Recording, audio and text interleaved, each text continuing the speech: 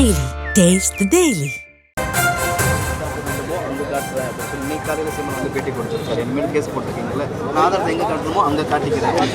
இந்த அவதூறு எங்க பேசினாரு? பத்திரிகையாளர் சந்திப்பில் பேசினார். அங்கே காட்ட வேண்டியதானே? இப்போ டயலாக் பேசுறதுக்கெல்லாம் பத்திரிகையாளர் சந்திப்பு, மன்னிப்பு கேட்கறதுக்கு நீதிமன்றமா? இதுக்கு நடுவில் பொது வெளியில் கேட்டால் பதில் சொல்ல மாட்டாராமா? ஏன் பதில் சொன்ன என்ன பிரச்சனை ஆகுமாமா?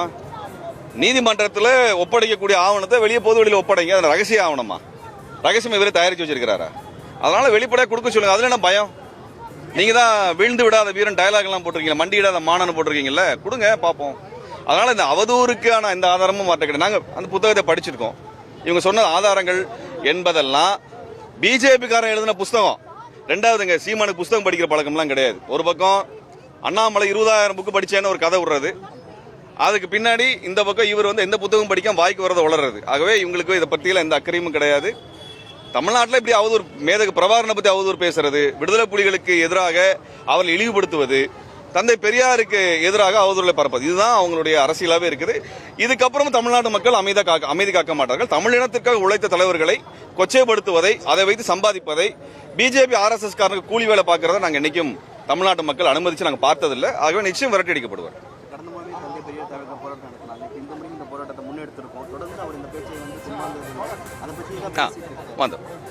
ஒண்ணுங்க, தந்தை பெரியார் திராவிட கழகத்தினுடைய மூத்த தோழர் கோவை ராமகிருஷ்ணன் அவர்கள் என்ன கேட்டாங்கன்னா, ஆதாரத்தை கொடுங்கன்னு கேட்டாங்க.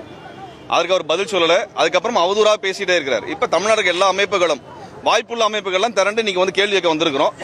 இதுக்கும் வரலன்னா அடுத்த கட்ட எங்க அரசியல் செய்கிறாரோ அங்க அதற்கான எதிர்ப்பை அந்தந்த தேர்தல் காலத்தில் வேற ஏதாவது அரசியல் காலத்தில் தெரிவிக்க வேண்டும் என்றால் தொடர்ச்சியாக தெரிவிப்போம். நன்றி. பல்வேறு பிரச்சனைகளை குறித்து இதுவரைக்கும் சீமான் எதுவும் பேசினது இல்லைங்க. பல்வேறு போராட்டத்தில் போய் ஆதரவு தெரிவிக்கிறேன்னு சொல்லிட்டு ஓடி போனதோட சரி. அவர் வேற ஒன்றும் இல்லை. அவர் எந்த போராட்டத்தை நடத்தினது கிடையாது, எந்த மக்களுக்கு நின்றது கிடையாது, எந்த சிக்கலுக்கு வந்தது கிடையாது. மீனவ பிரச்சனைல இருந்து, ஜாதி பிரச்சனைல இருந்து எதுக்கும் அவர் வந்தது கிடையாது.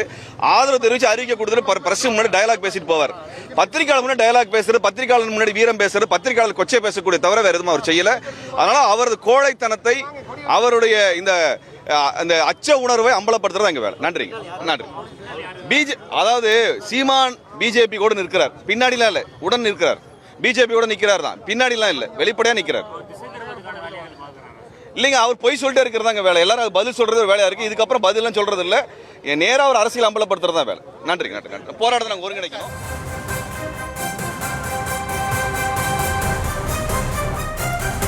தந்தை பெரியார் குறித்து சர்ச்சைக்குரிய வகையில் பேசிய நாம் தமிழர் கட்சி ஒருங்கிணைப்பாளர் சீமான் வீட்டை முற்றுகையிடப் போவதாக பெரியாரிய உணர்வாளர்கள் கூட்டமைப்பினர் முன்னதாகவே அறிவித்திருந்த நிலையில் தற்பொழுது இன்னும் சற்று நேரத்தில் முற்றுகை போராட்டம் துவங்கும் அந்த சூழல் அங்கு நிலவுகிறது. ஒருபுறம் நாம் தமிழர் கட்சி தொண்டர்கள் இரவு முதலே குவிய தொடங்கி சீமான் வீட்டருகே காத்திருக்கிறார்கள். மேலும் மற்றொரு புறம் போலீஸ் பாதுகாப்பும் பலப்படுத்தப்பட்டுள்ளது.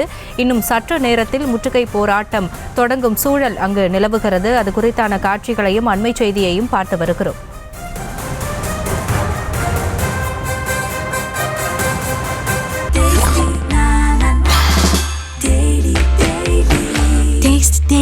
Taste the Daily.